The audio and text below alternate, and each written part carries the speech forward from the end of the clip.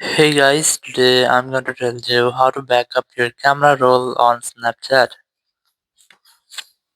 If you're using Snapchat and you want to back up your camera roll, so let's see how can you do that. You just have to open your Snapchat app, and here just tap on your profile option in the bottom left corner. Then tap on settings or the gear icon in the top right. And here just scroll down and look for memories. Just select memories option here.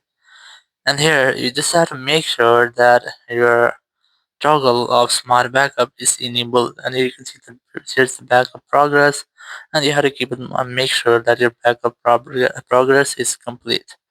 So once you have done, you just have to go down here and there's the save button. You just have to tap on this, and here you have to select memories and camera roll. So once you have selected, your photos will be selected and saved to your memories and also in your camera roll.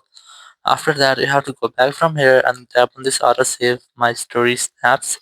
So you must have to also enable this to auto save to memories. Once you have done, just go back from here, and so you have to also make sure that your smart backup is enabled. If you find it disabled, so you have to try to enable this.